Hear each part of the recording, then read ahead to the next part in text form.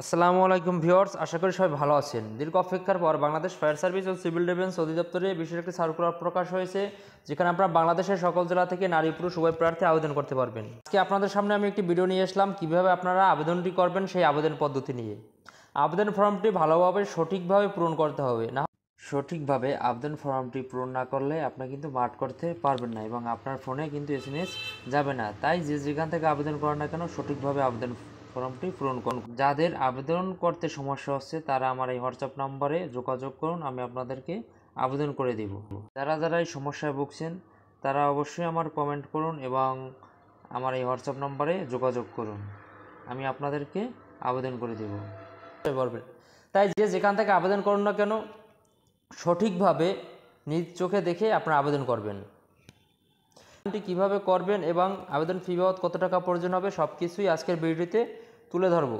তাই ভিডিওটি আপনার জন্য খুবই গুরুত্বপূর্ণ হতে যাচ্ছে। ধৈর্য সহকারে শুরু থেকে শেষ পর্যন্ত দেখুন এবং যে নতুন বন্ধুরা দেখছেন অবশ্যই আমার চ্যানেলটি সাবস্ক্রাইব করে পাশে থাকা বেল বাটনটি অন করে দেবেন এবং ইতিমধ্যে যারা করছেন তাদেরকে অসংখ্য ধন্যবাদ।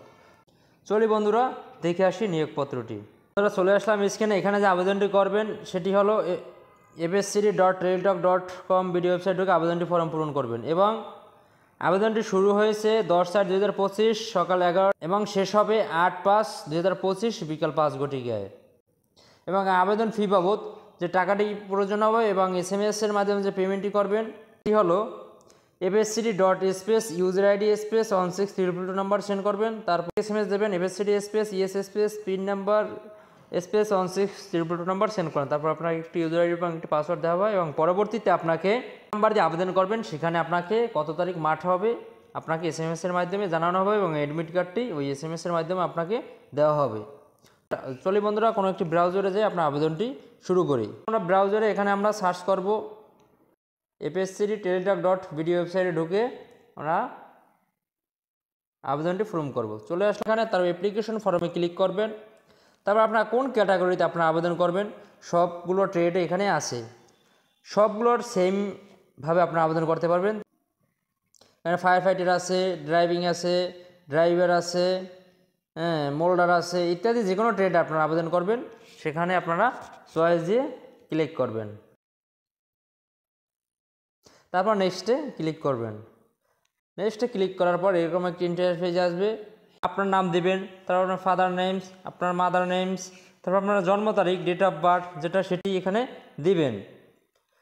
তারপরে যদি আপনার কোনো কোঠা থাকে তাহলে আপনার কোঠায় আপনি এখানে যে কোঠা যদি থাকে তাহলে আপনি এখানে কোঠা দিবেন, যদি না থাকে তাহলে এখানে নো দিবেন।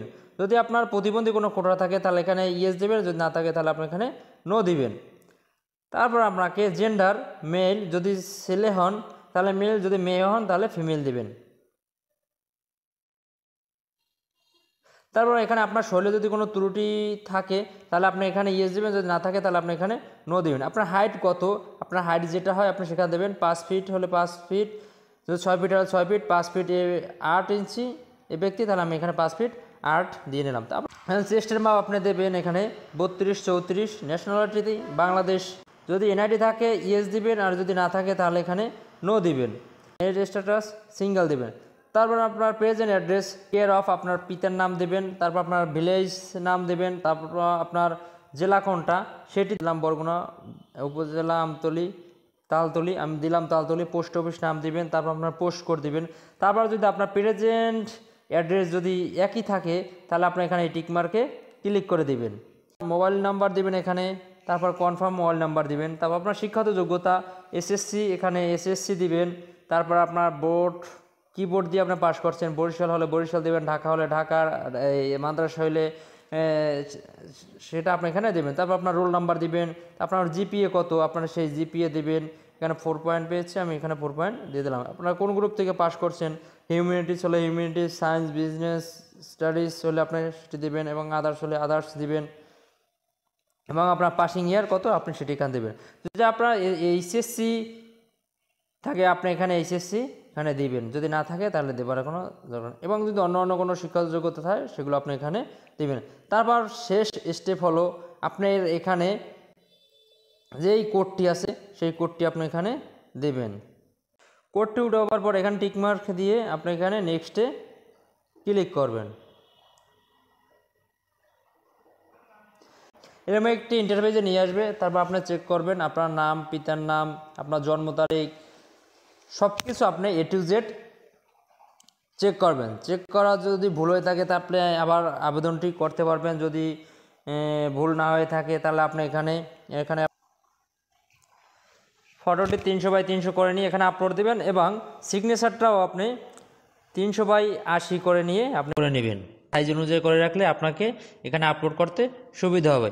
এবং এখানে আবার একবার ভালোভাবে দেখবেন, চূড়ান্তভাবে দেখে নেবেন। যদি আবেদনটি ভুল হয়ে থাকে আপনারা আবার সংশোধন করতে পারবেন, কিন্তু এখন যদি সাবমিট করে ফেলান তাহলে পরবর্তীতে ভুল হলে আর পারবেন না। দেখে নেবেন, যদি ভুল হয়ে থাকে তাহলে আপনারা সংশোধন করে নেবেন। পরে এখানে টিক মার্কে দিয়ে সাবমিট অপশনে ক্লিক করবেন। ক্লিক করার পূর্বে এরকম একটি ইন্টারফেস আসবে, এখান থেকে আপনারা পিডিএফটি ডাউনলোড করে নিজের ফোনে রেখে দিবেন। এবং যদি কেউ সঠিকভাবে আবেদন করতে চান এবং আমার থেকে যদি কেউ আবেদন করতে চান, স্ক্রিনে দেওয়া এই নাম্বারে আমার সাথে যোগাযোগ করবেন, আমি আপনাদেরকে আবেদন করে দেবো। বন্ধুরা, এই ছিল আজকের ভিডিওটি যদি ভালো লাগে অবশ্যই আমার চ্যানেলটি সাবস্ক্রাইব করে পাশে থাকা বেল বাটনটি অন করে দেবেন এবং ইতিমধ্যে যারা করছেন তাদেরকে অসংখ্য ধন্যবাদ। সবাই ভালো থাকুন, সুস্থ থাকুন, পরবর্তী সার্কুলারের জন্য অপেক্ষা